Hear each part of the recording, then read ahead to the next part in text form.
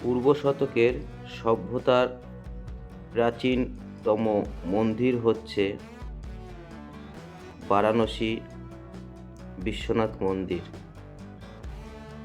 শোনা যায় তীর্থরাজ কাশীর নাম মেনে কাশ্য থেকে নাম হয় কাশী।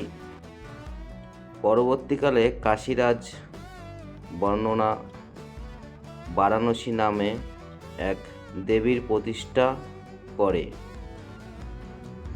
এই বারাণসীতে এখান থেকে কাশী থেকে নাম হয়ে যায় বারাণসী।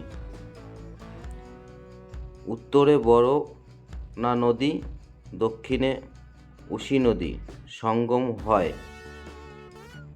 সেইখান থেকেও অনেকে বলে নাম হয়েছে বারাণসী। এখানে হাজার হাজার লোক আসে বিশ্বনাথ ঠাকুরের দর্শন নিতে বারাণসীতে। এখানে মন্দিরের ভেতরে দেখতে পাচ্ছ সেই বিশ্বনাথ ঠাকুরের মূর্তি। এরপরে আমি চলে যাই যেখানে প্রসাদ দেওয়া হয়। সারাদিন হাজার হাজার লোককে এখান থেকে ফ্রিতে প্রসাদ গ্রহণ করানো হয়। এখানে কোনো কারোর কাছ থেকে কোনো টাকা নেওয়া হয় না, এটা পুরো ফ্রিতে।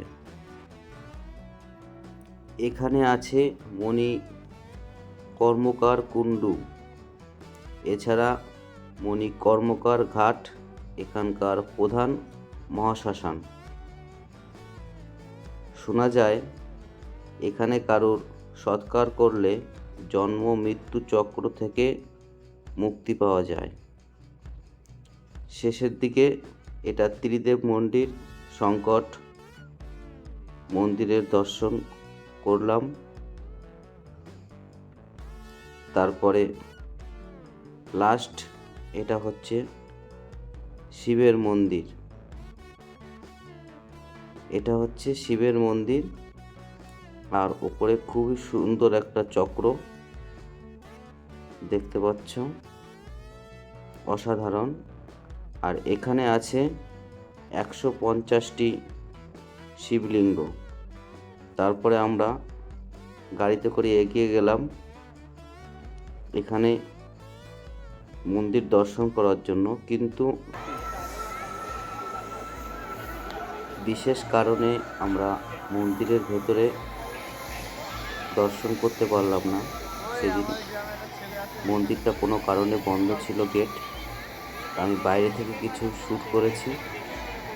তো গাইস, তোমাদের যদি ভিডিওটা ভালো লেগে থাকে তো নিশ্চয়ই চ্যানেলটিকে সাবস্ক্রাইব করে বেল আইকন বাটনটিকে দাবিয়ে আমার সাথে থাকবেন। আশা করি গাইস তোমাদের ভিডিওটা ভালো লেগেছে। তো আজকের মতো এখানেই শেষ করছি।